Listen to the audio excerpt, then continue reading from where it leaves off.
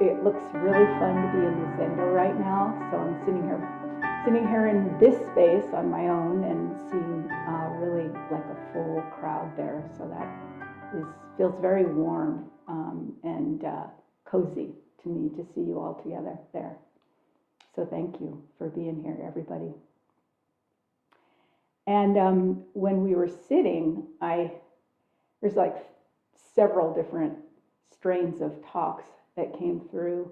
And I'll probably stick with my original thing that I wanted to share with you. But one of the thoughts was we're doing the Gata Sweet Nectar, and that tomorrow is Halloween. And there could have been a whole conversation about hungry ghosts and all of us as how we relate with being hungry ghosts and serving hungry ghosts. But on that note, just to acknowledge, there's always stuff happening in the world, and there's always tragedy and difficulty, obviously, as well as joy and wonderfulness. But in terms of all the young people who die in Seoul, and thinking about their parents as well. So that was a Halloween celebration that had tragedy in it. And so one of the stories I saw in the New York Times this morning was just people waiting in a facility to hear if their person survived or not, and just the howls that would go up when they heard that their child had died. So just an acknowledgement of that. And then an acknowledgement also of just violent acts recently. And I just want to bring it up from the context of our sitting group also does counsel once a month, and every other month we focus on a precept. And this month was not elevating ourselves by blaming or putting down others. And just to want to remind myself how much the precepts serve an awakened life. And when we're, I recently, 2 days ago, was with a group of people and was kind of having not the most positive feeling to one of the people there. And what came up for me afterwards was, in my humanity, there's people I care for more than other people in terms of personality or chemistry or what. But to be at the same time, that's just truthful to acknowledge that. It isn't, everybody isn't equal in that sense of I like them the same amount. But to have a basic respect for another human being, everything's sentientness and worthwhileness. So the idea that we could get so distraught to the point of violence, to me the precepts are very helpful in remembering how to live a life that embodies our aspiration of awakening. So those were all preface comments and prefacing comments. And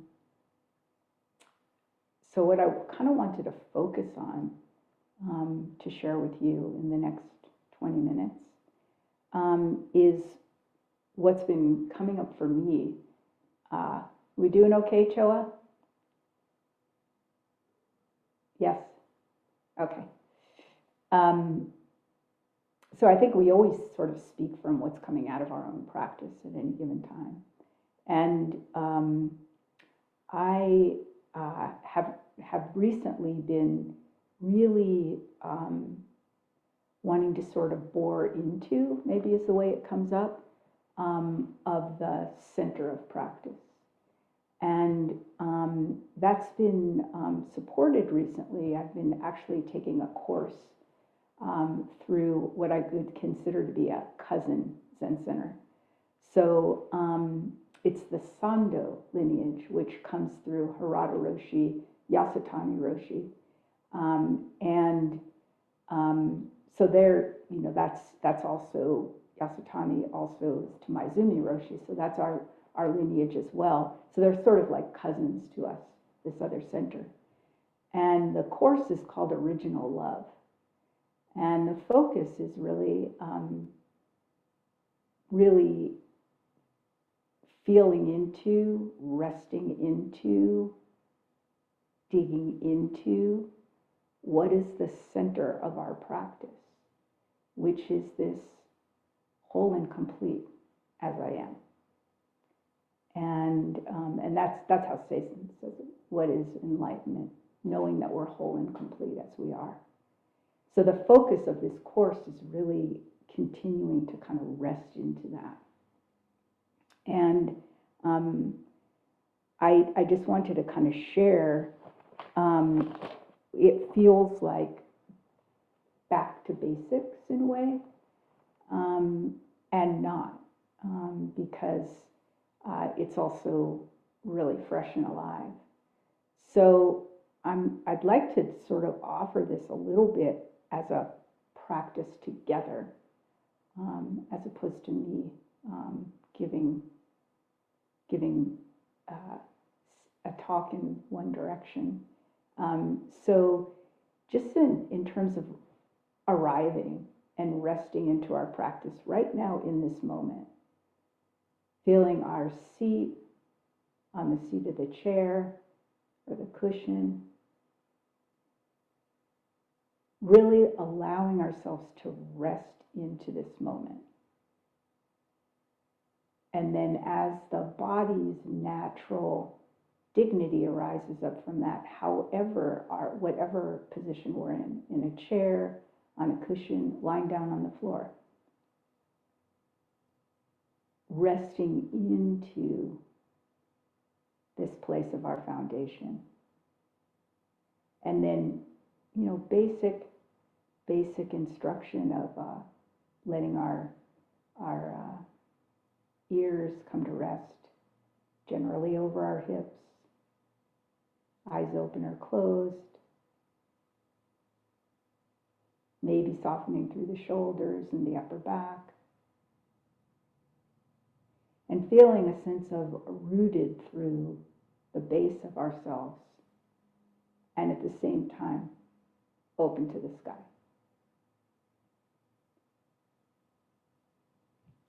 So that in a sense, what appears to be a polarity of our life of grounded,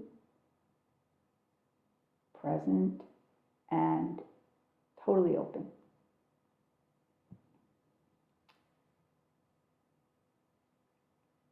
So I wanted to share this instruction from the perspective of the Fukan Zazengi. And I know that one of the practice periods anyway, this was being recited weekly, one of the nights of the week. And what struck me in looking at it in this context is how complete it is, how everything is really laid out for us in this. So the Fukan Zazengi, I looked because I was not totally remembering one way or the other, but it is the first writing that Dogen did when he came back from China. And so it was written in 1227.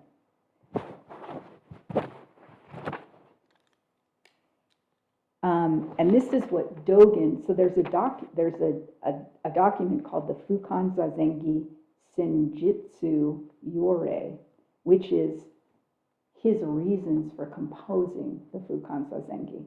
And this is what he says: I have now gathered together and written down the true principles of Zazen that I learned in Sung China, in hopes that they will transmit the inexpressible heart of the Buddha Dharma.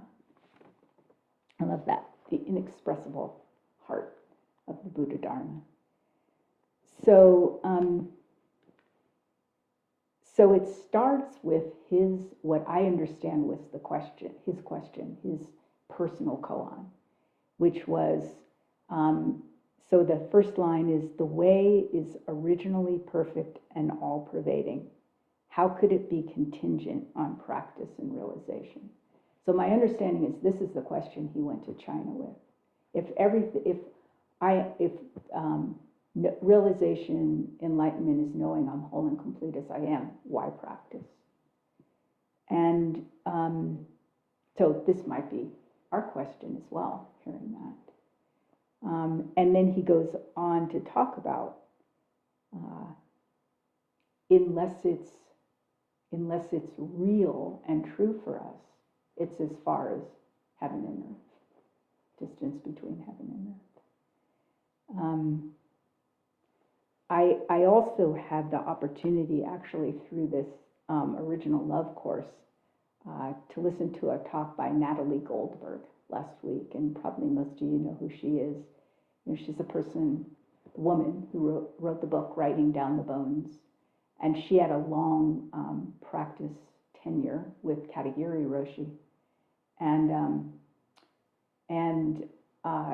she gave this delightful talk. And one of the things she said, and this kind of comes back to, you know, how do we come into that place of the settling into here, is she talked about, she used to think of the moment, the present moment, as this skinny little thing that she was trying to squeeze herself into. And she kept laughing at herself. She said, I realized that the present moment is fat. It's fat. And it encompasses everything. So she was talking about it from a perspective of basically her whole sort of dilemma when she was practicing with Katagiri Roshi was she felt like she had a calling to be a writer, but she felt really passionate about Zen, actually felt like it saved her from insanity. And, but she kept feeling like, can I write? I want to be a Zen student. Can I write? Do I want to be a Zen student? Which very much reminded me of my own sort of personal koan for a very long time, which was family person, Zen student, family person, Zen student. And it reminded me at the end of the summer training period when I was the head trainee, Tenshin Roshi gave a poem, just be a traditional thing any teacher would do at the end of the training period, and he's the last person to make a comment, like a congratulatory comment, and his poem ended with dreaming of a dog with two tails. At the time, it pissed me off because it felt like I hadn't gotten it.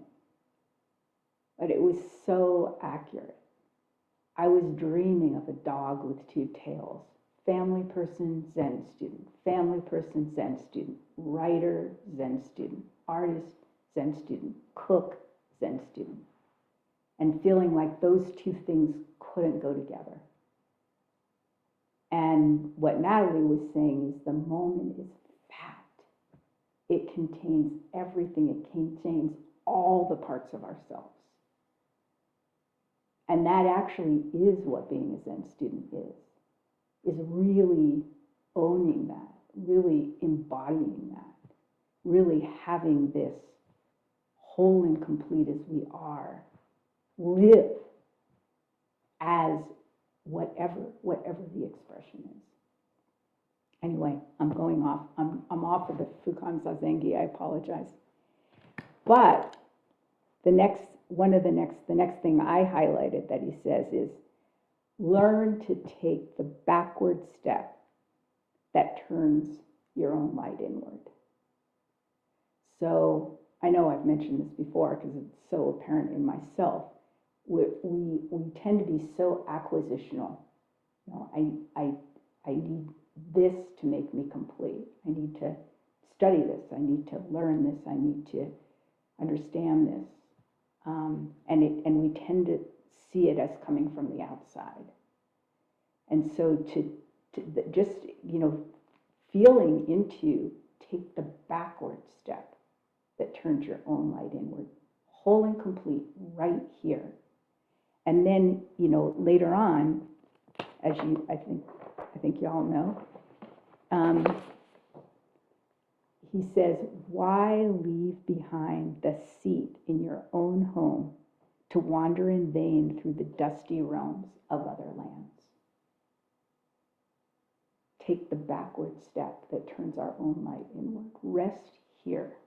And that, I did want to make that point about rest.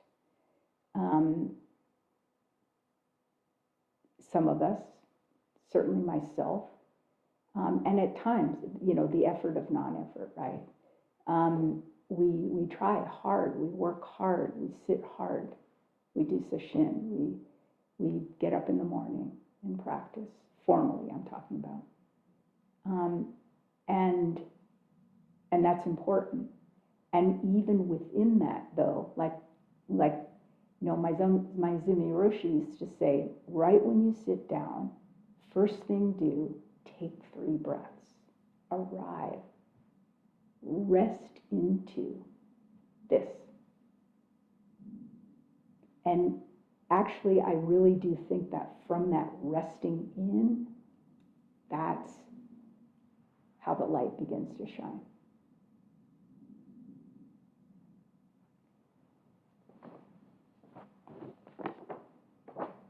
And then I had this line as a sort of focus of practice for actually quite a long time. So after Dogen goes through all the alignment of the body and the disposition of and how to set up your space and everything, he says, think of not thinking, non-thinking. What kind of thinking is that? Think of not thinking. Not thinking. What kind of thinking is that? Non-thinking. This is the essential art of Zazen.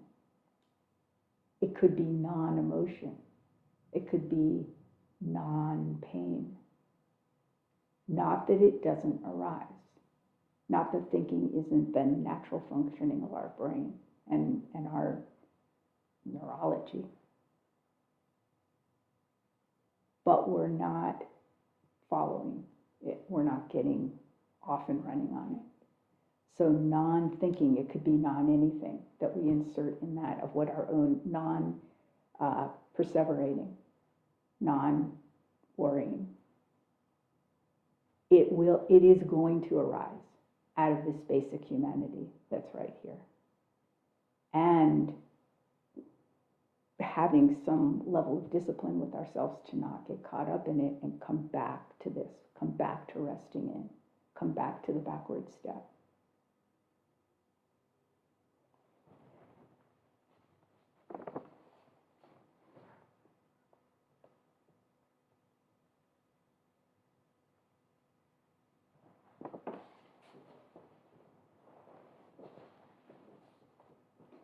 So this is very I forget the word I'm thinking of, but it's very punchy, motivating stuff. You have gained the pivotal opportunity of human form. Do not pass your days and nights in vain. You are taking care of the essential activity of the Buddha way. Please, honored followers of Zen, long accustomed to groping for the elephant, do not doubt the true dragon. Devote your energies to the way that points to the real thing, right here, right now, as this. That's the real thing.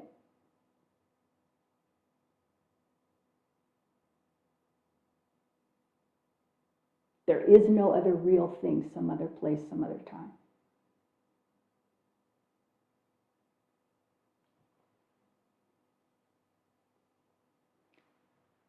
Accord with the enlightenments of all the Buddhas. Succeed to the samadhi of all the ancestors. Continue to live in such a way and you will be such a person.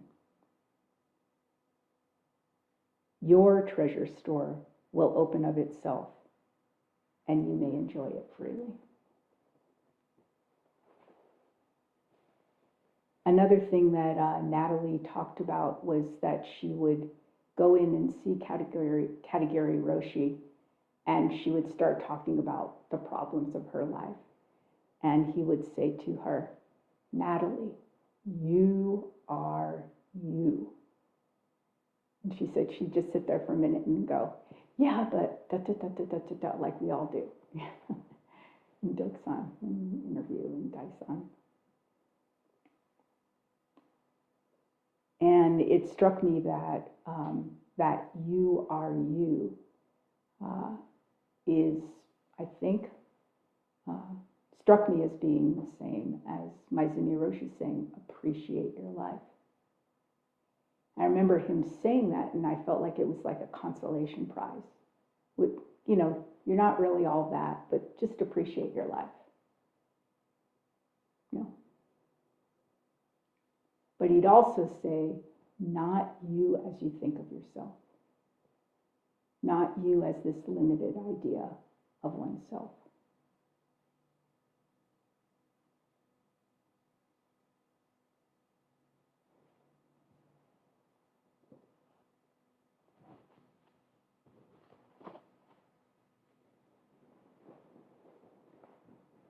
So I guess my intention had been, I don't know if it'll be much realized or not, but my intention was to really encourage us to relax into our practice, to really appreciate.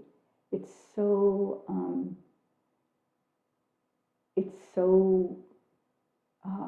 precious to have this opportunity to really appreciate our life and really kind of, I don't know, bore sounds like too harsh of a word, but really rest into the center of our being and really trust what's here, really trust what's here. And when we don't, inquire. That's doubt, faith, and determination, right? And different times, different ways come up. If it's doubt, if it's questioning, then inquire here.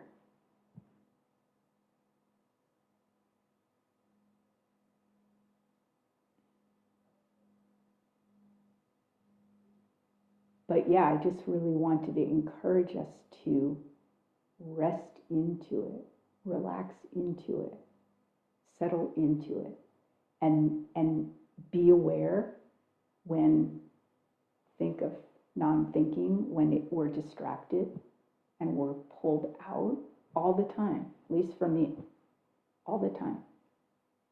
And how do I bring myself back to say, what's already here? What's whole and complete now?